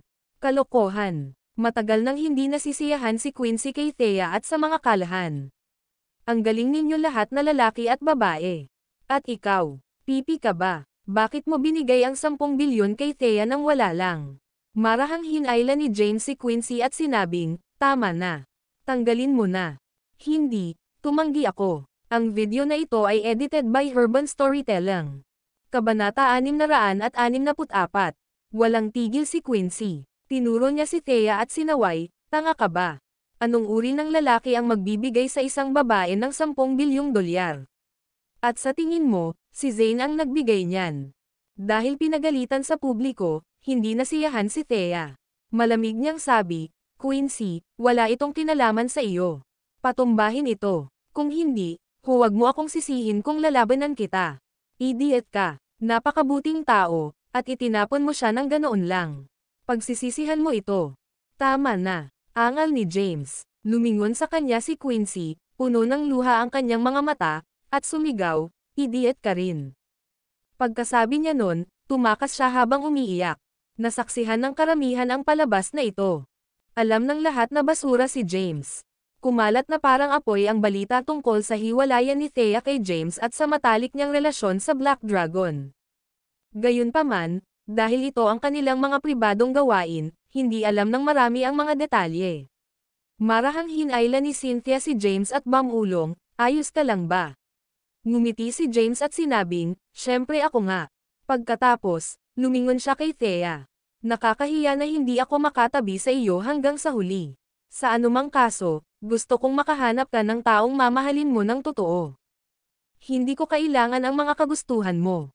Nagdilim ang mukha ni Thea. Pinahiya siya ni Quincy sa harap ng karamihan. Sa pananaw ni Thea, kailangang si James ang nag-utos sa kanya na gawin ito. Natarante siya. Kailan pa naging close ni Quincy si James? Akala ko galit siya sa kanya. Kahapon, tumayo si Quincy para kay James. Ngayon, sa harap ng karamihan, nakipag-away siya kay Thea. Sulit ba ito para sa basurang ito? Magwala ka, James. Hindi ka namin tinatanggap dito. Itinuro ni Gladys ang pinto at sumigaw, hiwalayan ka na ni Thea. Wala ka ng kinalaman sa kanya. Tumingin si Lex kay James at bamantong hininga. James, simula nang ikasal ka sa mga kalahan, alam kong nagtatrabaho ka ng walang pagod. Ngayong hiwalayan mo na si Thea, kailangan kong magpakita man lang ng pagpapahalaga, baka pagbintangan ako ng publiko na minamaltrato ka. Ibigay mo sa akin ang iyong bank account number. Maglilipat ako ng 10 milyon sa iyo. Sa dami ng pera, hindi mo na kailangang mag-alala tungkol sa anumang bagay sa natitirang bahagi ng iyong buhay. Hindi na kinaya ito ni Cynthia. Lex, sa tingin mo ba kailangan ni James ang 10 milyon? Kung pera ang gusto niya, hindi niya ibibigay ang 10 bilyon kay Thea nang walang bayad. Ayos lang, Cynthia. Huwag ka nang magsalita pa. Bahagyang kumaway si James. Samantala, naguguluhan ang mga nanood. May sinabi si Quincy tungkol sa 10 bilyong dolyar. Ngayon, ganoon din ang sinasabi ni Cynthia ng pamilya Don. Talaga bang nagbigay ng 10 bilyong dolyar si James na trash kay Thea? Kung ganon, sobra na si Thea. Walang ganang itinikom ni Cynthia ang kanyang bibig. Samantala, huminga ng malalim si James. Gusto kong magdaos ng kasal at manood ng fireworks kasama ka kapag natapos na ang lahat. Nakakahiya na hindi na dumating ang araw na iyon. Sa anumang kaso, Hiling ko sa iyo ang lahat ng pinakamahusay. Kasabay nito, lumitaw ang mga sandatahang puwersa sa labas ng Kensington Hotel. Ang pinuno ay isang nasa katanghaliang gulang na lalaki na nakauniporme ng militar na may 5 star na badge. Siya ang Blythe King, Commander-in-Chief ng 5 hukbo. Nagmamadali siyang pumunta sa capital kagabi. Pagkatapos ng mahabang pagpupulong, matagumpay niyang nakumbinsi ang kanyang mga nakatataas na ibalik ang posisyon ni James bilang Commander-in-Chief ng Black Dragon Army at ibalik siya sa Southern Plains upang kontrolin ang sitwasyon. Naroon din si Ronald at ang iba pang hukbo ng Black Dragon. Nakasuot din sila ng mga uniporme ng militar kung saan nakalarawan ang isang parang buhay na Black Dragon. Maging si Henry ay umalis na sa ospital ng militar. Ngayon, nakasuot siya ng uniporme ng militar na may 1-star badge. Libu-libong hukbo ng Black Dragon ang lumuhad sa labas ng Kensington Hotel. All puri the Dragon General. Sabay-sabay na umalangaw-ngaw ang mga boses nila. Ang video na ito ay edited by Urban Storytelling. Kabanata 665. Libu-libong hukbo ng Black Dragon ang lumuhad sa labas ng Kensington Hotel. Sa pinakaharap ay si Henry. Sa kanyang mga kamay ay isang uniporme ng militar. Nakatayo sa gilid ang Blythe King na may hawak na pulang dokumento. All puri the Dragon General. Sabay-sabay na umalangaw-ngaw ang mga boses nila. Naakit nito ang atensyon ng mga dumadaan. Maging ang mga pulis na nangangasiwa sa pagpapanatili ng kaayusan sa publiko ay natulala. Ano ang nangyayari? Kakaalis lang ng mga taong may mga banner. Ngayon, maging ang hukbo ng Black Dragon at ang Blythe King ay narito. Hindi kaya nasa hotel talaga ang Black Dragon. Sa hotel, nagmamadaling tumakbo si Tommy patungo sa mga kalahan habang sumisigaw, "Lolo! Thea, may nangyayari sa labas."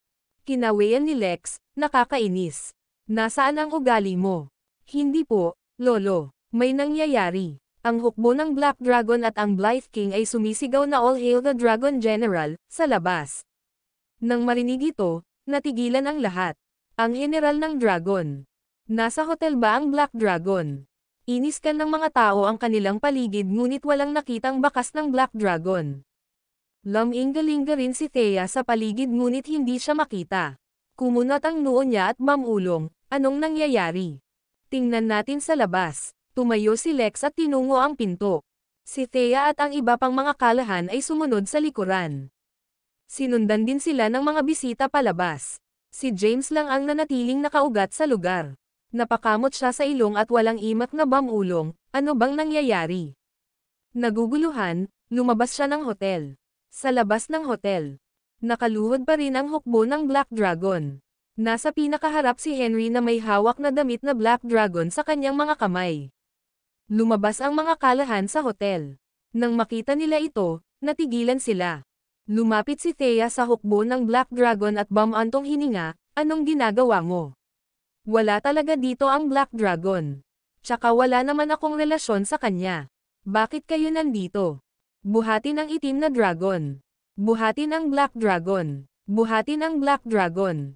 Ang daang malakas na hukbo ng Black Dragon na dinala ni James sa Kensington ay sabay-sabay na sumigaw. Nasa hotel ba talaga siya? Pinagmasdan ni Gladys ang paligid. Tulad ng nakita niya noon sa TV, alam niya kung ano ang hitsura nito. Pagkatapos ng lahat, ang kanyang hitsura ay na-broadcast ng live nang tulungan niya si Thea na makuha ang titulong Asclepius. Gayunpaman, pagkatapos tumingin sa paligid, wala siyang nakitang bakas ng kanya. Nataranta ang lahat, hindi mahanap ang Black Dragon. Nang mapansin ang Blythe King, Henry, at ang libo-libong hukbo ng Black Dragon, bahagyang kumunat ang noo ni James. Pagkatapos, tumawid siya sa karamihan. "Anong ginagawa mo?" Aksidenteng naitulak niya si Tommy. Saway sa kanya ni Tommy, "Hindi mo ba nakikita na tinatanggap nila ang Dragon General? Ano ang ginagawa ng basurang tulad mo dito?" Sumabay naman si Gladys, "Ano bang problema mo, James? Pagod ka na bang mabuhay? Kung tatawid ka sa alinman sa mga big shot dito, mamamatay ka." Pumunta si James sa harapan. Nang tumingin kay Henry, Ronald, at sa iba pa na nakaluhod sa lupa, bumantong hininga siya, "Anong ginagawa niyo?" Tumayo si Henry at lumapit kay James, "Commander-in-Chief, the higher-ups have agreed to restore you to your position. Narito ang iyong Black Dragon robe. Kailangan ka namin sa Southern Plains. Noon lang napansin ni Thea si Henry. Kilala niya ito. Alam niyang siya ang may-ari ng Common Clinic. Nandoon siya ng ilang araw, pagkatapos ng lahat, nang makita ang one-star badge sa uniforme ng militar ni Henry at ang paraan ng pakikipag-usap niya kay James ay parang bolt mula sa asol. Blanko ang kanyang isip, nanatili siyang nakaugat sa lugar. Napatulala ang mga kalahan. Commander in punong. Ako ba ang general na tinatawag si James bilang ang pinunong commander? Napatulala ang lahat. Paano magiging ganoon? Si James ang naging Black Dragon sa lahat ng ito. Lumapit ang Blythe King kay James at iniabot sa kanya ang isang pulang dokumento. Ang mga nakatataas ay sumang-ayon na ibalik ang iyong posisyon bilang Commander-in-Chief ng Black Dragon Army. Kailangan ka ng Southern Plains. Alam ni James na kailangan niyang umalis. Pagkatapos ng lahat, wala na siyang magagawa sa Kensington. Kinuha niya ang dokumento at ang uniforme ng militar at bumalik sa hotel. Pumunta siya sa rest area at nagpalit. Lahat ay nasa kawalan. Ang video na ito ay edited by Herban Storytelling. Kabanata 666. Ang mga kalahan, sa partikular, ay natakot. Hindi sila makapaniwala na si James, ang inutil na manugang ng mga kalahan, ang magiging mundo ang kilalang Black Dragon, ang tagapag-alaga ni Sol. Nahirapan silang i-connecta ang dalawa. Lumipas ang oras. Clack, clack, clack. Maririnig ang tunog ng leather boots sa loob ng hotel. Isang lalaking nakasuot ng Black Dragon robe ang lumabas. Itim na itim ang damit na Black Dragon. Isang parang buhay na itim na dragon ang inukit dito, at mayroong 5 star na badge sa bahagi ng balikat nito. 5 tao lang sa Sol ang nakasuot ng 5-star badge. Suot ang balabal na itim na dragon, ang kanyang mukha ay mabagsik, at siya ay nagpakita ng isang makapangyarihang presensya. Sa sandaling lumabas siya ng hotel, ramdam na ramdam ng mga tao ang malakas na aura na ipinalabas niya. Ito ay suffocating. All Puri the Dragon General. Sabay-sabay na umalangaw-ngaw ang mga boses nila. Pinagmamasdan ni Quincy si James mula sa malayo. Sa sandaling iyon, si James ang pinakagwapong lalaki sa balat niya. Ang kanyang mga mata ay puno ng mga luhang umaagos sa kanyang mga pisngi. James, sa wakas ikaw na ulit. Dapat matagal mo nang ginawa ito. Bakit kailangan mong magpakasal sa mga kalahan at pagmalupitan ni Thea at ng iba pa? Thea, sabi ko sa'yo pagsisisihan mo ito. Napaiyak si Quincy sa tuwa. Sa ilalim ng mapagbantay na titig ng karamihan, dahan-daang naglakad si James patungo sa kanyang mga tauhan.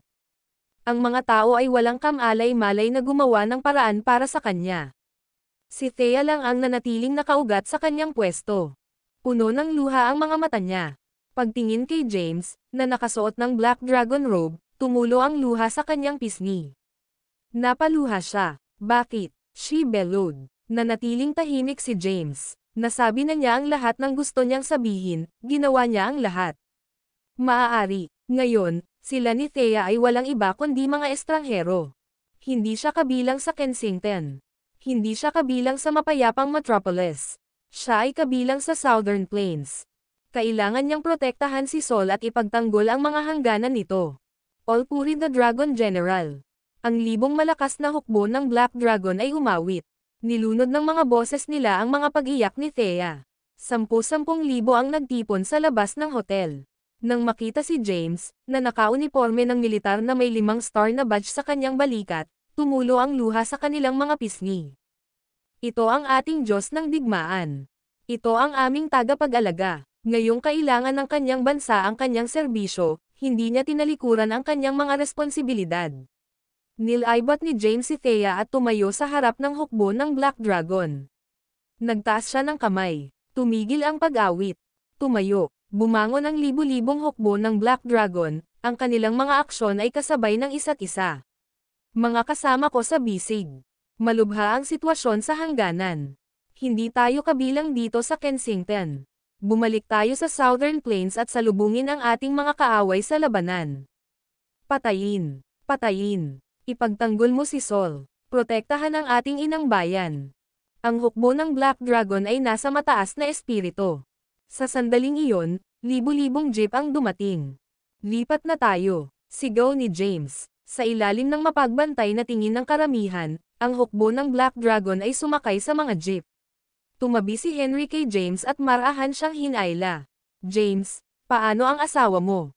Saglit na natigilan si James. Tapos, umalis na siya. This time, hindi na siya lumingon. Ang video na ito ay edited by Urban Storytelling. Kabanata 667.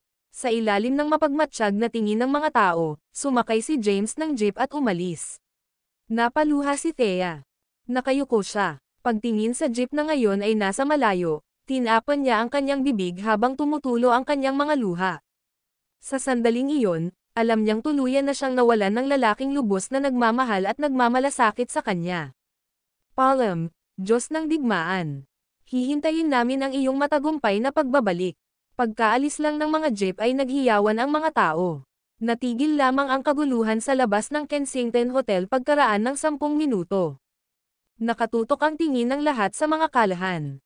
Namutla ang mukha ng mga kalahan. Hindi nila akalain na ang manugang ng mga kalahan ay ang Black Dragon. Kung alam lang sana nila, nilagyan na nila siya ng butter. Anong nangyayari, Thea? Tanong ni Gladys. Nalilito pa rin siya at hindi pa niya naaalala ang sarili. Paano naging Black Dragon si James? Umiiyak si Thea. Thea, anong nangyayari? Si James ang Black Dragon. Nagtatakang tanong ni Tommy. Magsabi ka. Tumigil ka na sa pag-iyak. Inirapan siya ng mga kalahan. Hindi ko alam. Wala naman akong alam. Nawala si Thea. Ang kanyang mga iniisip ay hindi maayos at sa lahat ng dako. Siya ay nasa estado ng pagkalito sa isip. She was in shock, hindi niya akalain na ang lalaking nasa tabi niya ay ang Black Dragon. Hindi niya maintindihan. Kung si James ang Black Dragon, sino ang James mula sa Majestic Corporation? Kung ganoon, sino ang isa pang James? Sa pagkakataong iyon, lumapit si Quincy sa kanya. Tumayo si Thea. Nangingilid ang luha sa kanyang mga mata, tiningnan niya si Quincy sa mata, umaasang magpapaliwanag siya. Alam mo, hindi ba? Nagsuot ng malamig na ekspresyon si Quincy. Si James ay isang pambansang bayani. Upang protektahan si Saul laban sa panlabas na pagbabanta, tinitigan niya ng maraming beses ang kamatayan sa mukha. Sa kabila nito, nadurog ang puso ni Thea. Oo, alam ko. Bakit hindi mo sinabi sa akin? Hinawakan ni Thea si Quincy at niyugyug. Sumabog ang kanyang emosyon, at sumigaw siya sa galit, tinatrato kita na parang kapatid. Bakit mo ito tinago sa akin? Bakit hindi mo sinabi sa akin na si James pala ang Black Dragon? Pinaglalaroan mo ba ako para tanga? Tumingin si Quincy kay Thea at sinabing, ano ang silbi? Sino ang mahal mo, si James o ang Black Dragon? Hindi rin, sasabihin ko. In love ka sa pamagat ng Black Dragon. Kahit sino pa ang Black Dragon, mamahalin mo pa rin siya. Sinabi sa akin ni James na maaaring siya ang kanyang tunay na sarili sa paligid mo. Kung hindi mo man lang matanggap si James kung sino talaga siya, ano pa ang silbi ng sasabihin mo? Huminga ng malalim si Quincy. Sa tingin mo ba kailangan ni James ng pera? Sa lahat ng ito, ilang krisis na ba ang pinagdaanan ninyo at ng mga kalahan? Sa bawat oras, ang mga krisis ay maiiwasan. Bakit? Iyon ay dahil ang Diyos ng digmaan ng Saul ay nasa iyong tabi. Binabantayan ka ni James. Dahil lang sa pagligtas mo sa kanya 10 taon na ang nakakaraan, tahimik kanyang binantayan para suklian ang iyong kabutihan. At ikaw, tumingin si Quincy sa mga kalahan. Bagaman tinulungan kayo ni James, patuloy pa rin ang pagmamaltrato sa kanya ng bawat isa sa inyo. Basura ba siya dahil nagpakasal siya sa pamilya mo? Sino ka sa tingin mo? Bakit sa palagay mo ikinasal si James sa mga kalahan? Sino ka sa tingin mo, Thea Callahan? Bakit sa tingin mo nanatili si James sa tabi mo? Isa ka lang nobody. Maraming babae ang gustong pakasalan ang Black Dragon. Maaari siyang makakuha ng kanyang sarili ng isang asawa anumang oras na gusto niya. Tumago sa puso ni Thea ang bawat salita niya. Napabuntong hininga si Tommy, bakit hindi na lang niya sinabi? Kung sinabi niya sa amin na siya ang Black Dragon, hindi sana namin siya minamaltrato noong una. Napaatras siya. Naalala niya ang mga pagkakataong sinisiraan at pinahiya niya si James. Si James pala ay mabait. Kung gusto niyang makipag-ayos sa kanya, matagal na siyang patay. Ang video na ito ay edited by Herban Storytelling. Kabanata 668. Ang aking anak na lalaki ay ang Black Dragon. May suot na pagsisisi na ekspresyon, sinampal ni Gladys ang kanyang noo. Gladys Hill, ang tanga mo. Pinalayas mo ang pinakamahusay na manugang sa mundo. Tumingin si Quincy kay Thea at sinabing, ikaw lang mag-isa. Matapos iwanan ang malamig na pahayag na ito, tumalikod siya para umalis. Sigh. Nang makita ang pagsisisi sa mukha ni Thea, napabuntong hininga si Cynthia. Tumingin siya kay Zane at hinawakan ang kamay nito. Tay, uwi na tayo. Babalik tayo sa Hilaga. Dahil hindi naman dito si James, hindi rin ako bagay dito. Ma'am, tumango si Zane. Pagkatapos, kasama si Cynthia, umalis sila sa Kensington Hotel. Nang makitang aalis na si Quincy, dali-dali siyang pinigilan ni Thea. Huwag kang pupunta. Sabihin mo sa akin, pakiusap. Ano ang dapat kong gawin ngayon? Lumingon si Quincy at tumingin sa humihikbi na si Thea at sinabing, dapat hindi mo na siya tretuhin ng ganyan sa simula pa lang. Ikaw ang nagpal-AS kay James. Wala akong masyadong maitutulong sa iyo. To be honest, may nararamdaman din ako sa kanya, mahal ko siya. Pero, dahil asawa mo siya, hindi ko siya kayang agawin sa iyo. Noong naghiwalay kayong dalawa, akala ko dumating na ang oras ko. Gayunpaman, sa aking pagkadismaya, ikaw lang ang nasa isip niya. Walang puwang para sa akin. Ang Southern Plains ay nasa kaguluhan, at kailangan niyang bumalik upang pangasiwaan ang sitwasyon sa larangan ng digmaan. Ang larangan ng digmaan ay isang taksil na lugar. Walang kasiguraduhan na babalik siyang buhay. Pagkasabi nun, tumalikod na si Quincy para umalis. Nagsisi ang mga kalahan. Nagsisi sila sa pagmamaltrato nila kay James. Samantala, lumuluha si Thea. Naalala niya ang lahat ng bagay na may kaugnayan kay James, mula sa oras sa House of Royals, hanggang sa Black Dragon card na itinapon niya sa basurahan, at hanggang sa succession ceremony ng Blythe King. Hindi lamang iyon, naisip niya ang kanyang walang kapantay na kasanayang medikal at ang kanyang walang kapantay na kasanayan sa martial arts. Dapat alam ko. Ang tanga mo Thea. Sigaw ni Thea. Kasabay nito, si James ay patungo sa rehiyon ng militar upang sumakay sa isang pribadong eroplano patungo sa Southern Plains. Umupo si Henry sa tabi niya. Babalik tayo ng ganun lang. Sa pagtingin sa mga gusaling naglalaho sa di kalayuan, hindi maiwasan ni James na makaramdam ng pagkalungkot. Hindi ako bagay dito noong una. Bumalik ako sa Kensington para ipaghiganti ang aking pamilya at para gantihan ang kabutihang ginawa ni Thea. Isipin mo ito bilang isang uri ng pagsasara. Pero, Thea and you. Bamuka at tinikom ni Henry ang kanyang bibig. Sa huli, sinabi niya, wala na bang paraan para dito? Mahal na mahal mo siya. Paano naging ganito? Napabuntong hininga si James. Hindi niya akalain na magiging ganito ang relasyon nila ni Thea. Marahil ito ay kapalaran. Biglang huminto ang sasakyan. Isang sundalo ang bumaba sa kotse at nagmamadaling nagsumbong kay James, Sir, may humaharang sa daanan. Utos ni Henry, shoo them off. Pananagutan mo ba kung huli tayo? Naiintindihan. Saktong pagtalikod ng sundalo ay pinigilan siya ni James. Titingnan ko. Bumaba siya ng sasakyan. Isang babae ang nakatayo sa gitna ng kalsada. Sa paligid ng 20 taong gulang, ang babae ay nakasuot ng casual. Ang kanyang buhok ay nakatali sa isang nakapusod, at ang kanyang mga tampok sa mukha ay maislan at katanji tanging. Siya iyon. Kilala ni James ang babaeng iyon. Si Tiara Youngblood iyon. Noon, para i-frame siya, itinayo siya ni Jonathan Harris. Sa huli, nakipagtalik si James kay Tiara. Tumayo si Tiara sa gitna ng kalsada para harangin ang mga sasakyan sa pag-alis. Si James, sa kanyang Black Dragon robe, ay lumapit sa kanya at nagtanong, bakit ka nandito?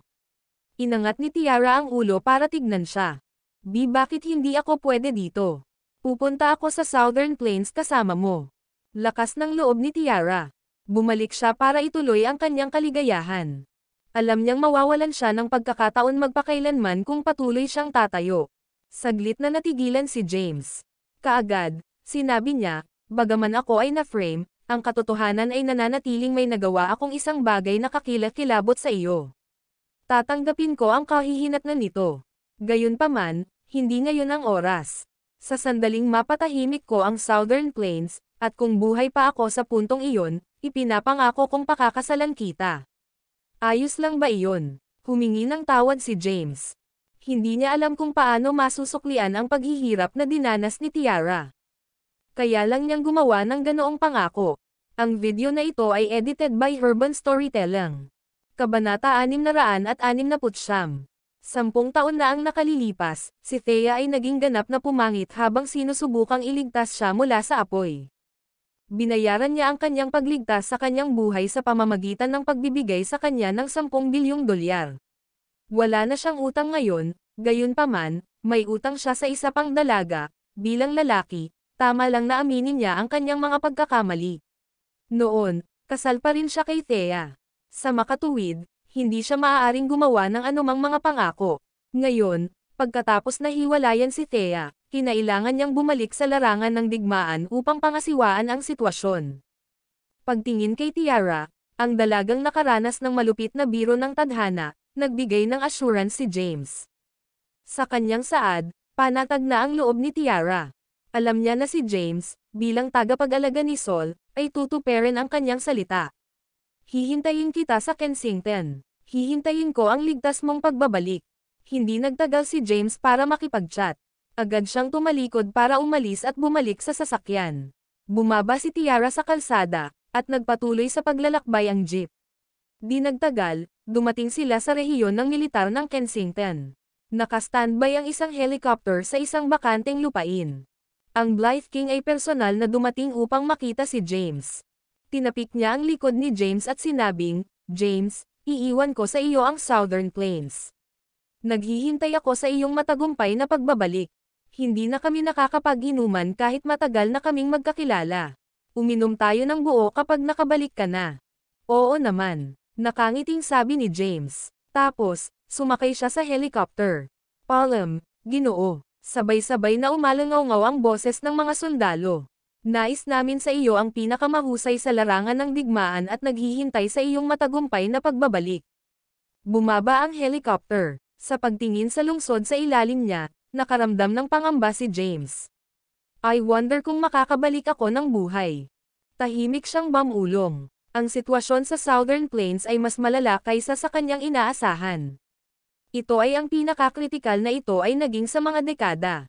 Ang 3 milyong malakas na hukbo ng 28 bansa ay bumagsak sa Southern Plains City. Sa halip ay mahirap makuhang muli ang mga nasakop na lupain at paalisan ang mga puwersa ng kaaway.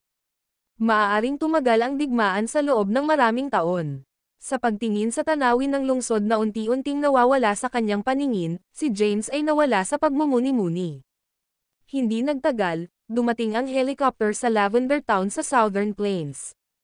Ito ay isang lungsod sa hangganan.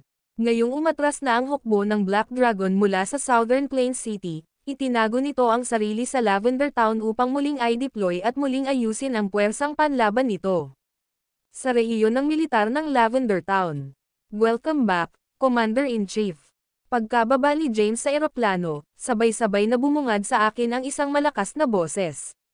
Bahagyang kumaway si James at agad na nagutos, "Lahat ng 1-star generals and above, will convene a meeting immediately." Sa sandaling dumating si James sa Southern Plains, nagpatawag siya ng emergency meeting. 100 general ang nagtipon sa conference room. Iniulat ni Levi ang kasalukuyang sitwasyon sa Southern Plains kay James. Nang marinig ang kanyang ulat, napakunot ang noo ni James. Habang papunta rito, pinag-iisipan niya ang kalyadong hukbo ng 28 bansa. Bagamat palaging may maliliit na sagupaan sa hangganan, halos palaging maliit ang sukat. Ang gayong malaking labanan ay hindi pa sumiklab noon. May hindi tama dito. Nahirapan pa ring paniwalaan ni James na ang 28 bansa ay magkakaisang sasang-ayon na lusubin ang Sol. Bukod dito, pagkatapos ng kanilang huling kapahamakan, ang kanilang National Treasury ay dapat nakulang sa pondo pagkatapos magbayad ng malaking halaga ng kabayaran. Ang video na ito ay edited by Urban Storytelling. Kabanata 670. Ngayong sumiklab muli ang digmaan, tiyak na labis na naghirap ang kabuhayan ng kanilang mga tao. "Henry, ano ang palagay mo dito? Bakit inatake ng 28 bansa si Sol?" Napatingin si James kay Henry.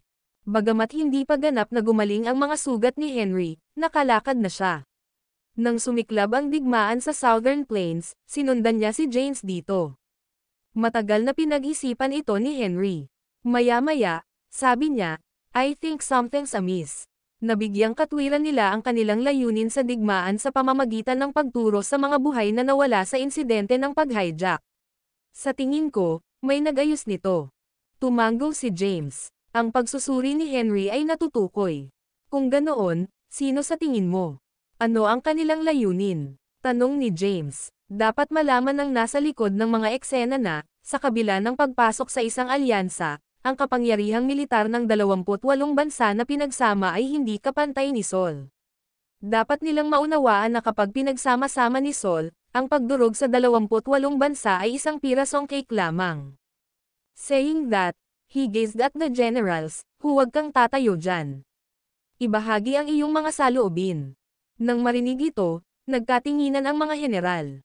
Nanatili silang tahimik dahil naniniwala silang wala sila sa posisyon na magkomento sa bagay, dahil sa kalubhaan nito. Pagpapatuloy ni Henry, dahil nagsimula ang lahat sa insidente ng pag-hijack, iminumungkahi ko na tapusin ito. Kapag naunawaan na natin ang hanay ng mga kaganapan na humantong sa insidente at ang pagkakakilanlan ng nasa likod ng mga eksena, ang paglutas sa kasalukuyang krisis sa hangganan ay dapat na mas madali. Tumingin si James kay Levi at nagtanong, "So, nalaman mo na ba ito?" Tumango si Levi. "Oo. Pagkatapos makatanggap ng mga utos mula sa mga nakatataas, personal akong nagsagawa ng pagsisiyasat sa bagay na ito. Gayunpaman, walang nakaligtas. Hindi lamang iyan, marami sa mga patay ay maimpluwensyang mga tao mula sa mga bansa ng kaaway." Pagkasabi nun ay inabot niya ang isang file kay James. Ito ang mga natuklasan ng investigasyon. Binuksan ni James ang file. Tapos, sumimangot siya. "Hindi mo nalaman kung sino ang nasa likod nito." Umiling si Levi. "Hindi pa." Huminga ng malalim si James at ibinaba ang file. Sa pagtingin sa mga general sa silid ng komperensya, sinabi niya sa isang air of finality, si Sol ay hindi natatakot sa digmaan. Gayunpaman, hindi ito nangangahulugan na kami ay manipulahin at gagamitin bilang mga pawn. Alamin ang buong katotohanan tungkol sa insidente ng pag-hijack sa lalong madaling panahon. Maaari kang magsimula sa pagsisiyasat sa background ng namatay. Nalungkot si Levi, ngunit, ito ay mga tao mula sa mga kaaway na bansa. Ito ay bumubuo. Transnational na pagpapatupad ng batas. Sa kasalukuyang mga kalagayan, tinansela ng lahat ng mga bansa ang kanilang mga internasyonal na linya sa Sol. Nang marinig ito, nawala sa pagmumuni-muni si James. Pagkaraan ng ilang oras, tumayo siya at lumabas ng conference room. Pagkatapos, kinuha niya ang phone niya at tinawagan si May. "James, di ba nasa Southern Plains ka ngayon? May maitutulong ba ako sa iyo?" Itinuro ni James, "Iutos mo sa mga namamahala sa pagprotekta kay Thea na ay abort ang kanilang misyon at pumunta kaagad sa Southern Plains. May iba pa akong misyon para sa kanila." Naiintindihan. Ibinaba ni May ang telepono at nakipag-ugnayan sa iba pang mga assassin. Bumalik si James sa conference room at ipinagpatuloy ang meeting. Ang sitwasyon sa larangan ng digmaan ay kritikal. Kagabi, ang Southern Plains City ay bumagsak sa mga kalyadong puwersa ng 28 bansa. Ang hukbo ng Black Dragon ay dumanas ng napakalaking nasawi at napilitang umatras. Matapos sakupin ang lungsod, hindi na sila hinabol pa ng mga puwersa ng kaaway. Nagpasya si James na pinakamahusay na huwag kumilos ng padalos-dalos sa sandaling ito. Hahawakan nila ang kuta sa Lavender Town. Kung ipagpatuloy ng magkaalyadong puwersa ng 28 bansa ang kanilang pagsalakay, sasalubungin nila sila sa labanan. Kasabay nito, inutusan ni James ang kanyang mga tauhan na mabilis na magsagawa ng masusing investigasyon sa insidente ng pag-hijack upang malaman ang pagkakakilanlan ng nasa likod ng mga eksena. Maya-maya ay dumating na si May at ang iba pa. Narating nila ang Lavender Town sa loob lamang ng ilang oras. Sa rehiyon ng militar, ang mga assassin ay nakatayo sa harap ni James, na nakasuot ng kanyang Black Dragon robe na may 5 star na badge. Napatingin sila sa kanya ng may paghanga at paghanga. Bagamat assassin sila, lubos nilang hinangaan si James. Tanong ni May, "James, ano ang mga order mo?" May inabot sa kanila si James na mga dokumento. Binuksan nila ito. Sila ay mga larawan ng namatay sa insidente ng pag-hijack. Itinuro ni James, ang mga namatay sa mga larawan ay pag-aari ng mga kaaway na bansa. Gusto kong humanap ka ng paraan para makalusot sa mga kalaban na bansa at alamin kung sino ang nakausap nila bago sila bumisita kay Saul. Ito ang pinakamahalagang prioridad. Tumingin si May kay James at nagtanong, James, opisyal mo ba kaming ni-recruit sa hukbo ng Black Dragon? Bahagyang ngumiti si James. Kung ang misyon ay magiging isang matunog na tagumpay, bakit hindi? Umalis ka na ngayon at imbestigahan ang bagay. Gayunpaman, tandaan na ang mabuhay ay ang pinakamahalagang bagay sa lahat. Naiintindihan. Gagawin natin ang misyon.